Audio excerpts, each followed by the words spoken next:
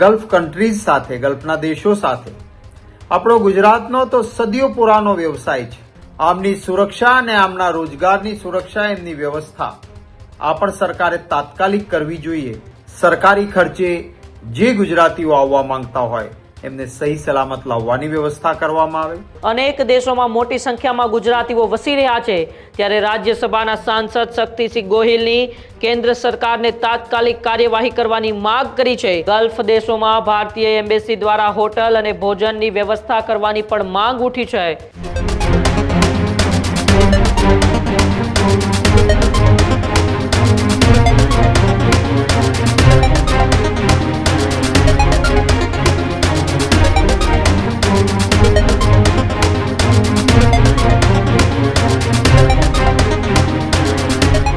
તો ઈરાન અને ઇઝરાયેલના યુદ્ધના ભણકારા વિશ્વ યુદ્ધ તરફ જઈ રહ્યા છે અને આ બધા યુદ્ધ વચ્ચે હવે ગલ્ફના દેશોની અંદર ગુજરાતીઓની મુશ્કેલી વધે એવા સમાચારો સામે આવી રહ્યા છે. અનેક દેશોમાં મોટી સંખ્યામાં ગુજરાતીઓ વસી રહ્યા છે, ત્યારે રાજ્યસભાના સાંસદ શક્તિસિંહ ગોહિલની કેન્દ્ર સરકારને તાત્કાલિક કાર્યવાહી કરવાની માંગ કરી છે. કુવૈત અને સાઉદી એરપોર્ટ પર ગુજરાતી પરિવારો ફસાયા છે. ઉમરા યાત્રિકો સાઉદીમાં અટવાયા હોવાની માહિતી પણ અત્યારે સામે આવી છે. ત્યારે પ્રધાનમંત્રી અને વિદેશ મંત્રીને ઈમેલ દ્વારા એ મદદની અપીલ કરવામાં આવી છે. ગલ્ફ દેશોમાં ભારતીય એમ્બેસી દ્વારા હોટલ અને ભોજનની વ્યવસ્થા કરવાની પણ માંગ ઉઠી છે.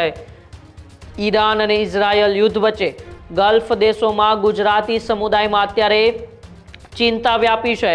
કુવૈત ખાતે અમેરિકા જતા ગુજરાતી દંપતી ફસાયું છે, તો ઉમરા કરવા ગયેલા અનેક યાત્રિકો સાઉદી એરપોર્ટ પર અટવાયા છે. ગુજરાત લાવવા મફત અને સુરક્ષિત વ્યવસ્થાની માંગ રાજ્યસભાના સાંસદ શક્તિસિંહ ગોહિલે કરી છે.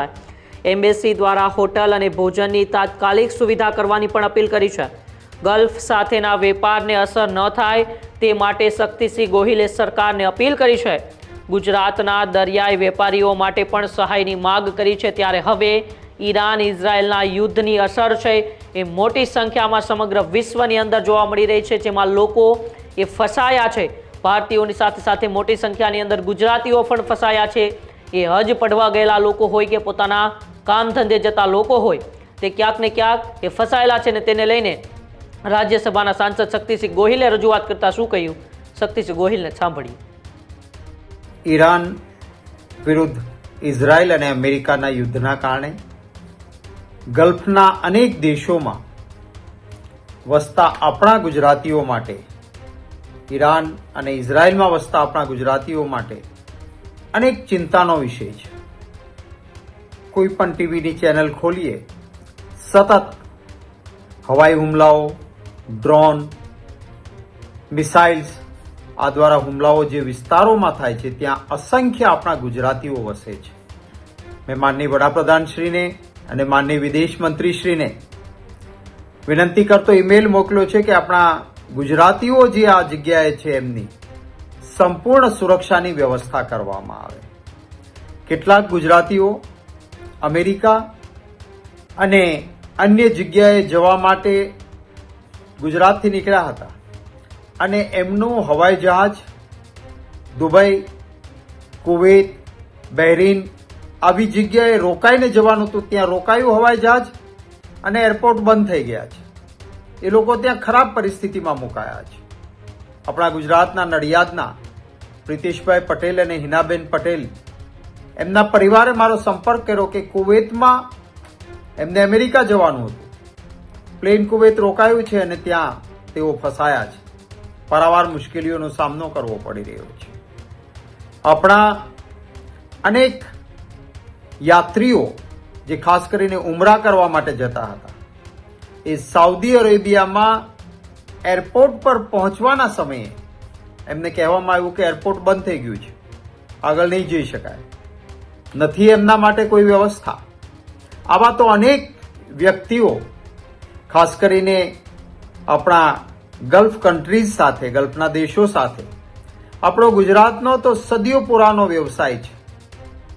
આપણા સલાયા, કચ્છ, પોરબંદર આ બંદરગાહો ઉપરથી નાની નાની હોડીઓ દ્વારા સતત ફેરી સર્વિસ ચાલે. આપણા દેશને પણ ફાયદો, આપણા દેશની વસ્તુઓ ત્યાં લઈને જઈને વેચાણ પણ થાય છે, દેશનું પણ હિત છે. આ બધા નાના લોકો છે. આમની સુરક્ષા અને આમના રોજગારની સુરક્ષા, એમની વ્યવસ્થા આ પણ સરકારે તાત્કાલિક કરવી જોઈએ એવી મેં માંગણી કરી છે. ખાસ કરીને જે ઇઝરાયલમાં, ઈરાનમાં કે ગલ્ફ કન્ટ્રીઝમાં અનેક ગુજરાતી પરિવારો રહે છે, એમને પરત ગુજરાતમાં આવવું હોય તો એમને લાવવા માટેની, કારણ કે અત્યારે એમની હાલત તો ખરાબ હશે. ભૂતકાળમાં ખાડી યુદ્ધ થયું ત્યારે કેન્દ્રમાં કોંગ્રેસની સરકાર હતી. સરકારના ખર્ચે બધાને જ પરત લઈને આવ્યા હતા. એ જ રીતે સરકારી ખર્ચે જે ગુજરાતીઓ આવવા માંગતા હોય એમને સહી સલામત લાવવાની વ્યવસ્થા કરવામાં આવે. જે પ્રવાસીઓ એરપોર્ટ પર ફસાયા છે, એમના પાસે કોઈ બીજી વ્યવસ્થા નથી. સામાન્ય રીતે આપણે પણ બહાર ફરવા ગયા હોઈએ તો છેલ્લા દિવસે જવાનું હોય ત્યાં સુધીમાં શોપિંગ આ તે ખર્ચાઓ કરી લીધા હોય, પછી કંઈ વધ્યું ના હોય. હવે એવા સમયે અચાનક જો એરપોર્ટ બંધ થઈ જાય અને રોકાવાનું થાય તો આપણે સમજી શકીએ છીએ કેવી મુશ્કેલી થાય. મને કેટલાક સમાચારો મળ્યા એ પ્રમાણે અન્ય મોટાભાગના દેશોએ આવા રીતે ફસાયેલા વ્યક્તિઓ માટે પોતાના નાગરિકોને રહેવા, જમવા, હોટલ બધી વ્યવસ્થા કરી છે.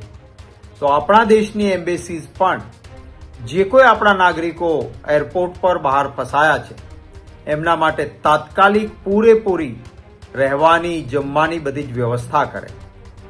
કોઈ અત્યારે રાજકારણ કરવા માંગતો નથી, પણ હા, એ વાતનું દુઃખ છે કે આજે 48 કલાક થયા આ યુદ્ધ ફાટી નીકળ્યું, એને જે પરિસ્થિતિ પેદા થઈ એને માનનીય વડાપ્રધાન શ્રી કે ગુજરાતના મુખ્યમંત્રી શ્રી તરફથી એક પણ નિવેદન આપણા ગુજરાતીઓની ચિંતા કરતું આવ્યું નથી. ત્યારે મેં સામેથી મારા પાસે જે હકીકતો પ્રાપ્ત હતી, મને જે પરિવારોના તરફથી ફોન આવતા હતા એના આધાર ઉપર અને મારા પાસે પ્રાપ્ત માહિતીને ધ્યાને લઈને કેટલીક વિડીયો પણ આવી. એ સાથે માનનીય પ્રધાનમંત્રી શ્રી અને વિદેશ મંત્રીશ્રીને ઈમેલ પણ કરી છે. વિદેશ મંત્રીશ્રીને પૂરી રીતે એમને ત્યાં પણ ફોન કરીને પણ લખાયું છે. હું આશા રાખું છું કે આપણા ગુજરાતીઓની સલામતી માટે પૂરતી વ્યવસ્થા આપણી સરકાર કરે, એ જ માત્ર મારી લાગણી અને માંગણી છે. ઈશ્વરને પણ પ્રાર્થના છે કે આપણા જે કોઈ ગુજરાતીઓ જ્યાં ક્યાંય છે ત્યાં આ યુદ્ધના સમયે સલામત રહે અને સલામત રીતે પરત આવે. નમસ્કાર.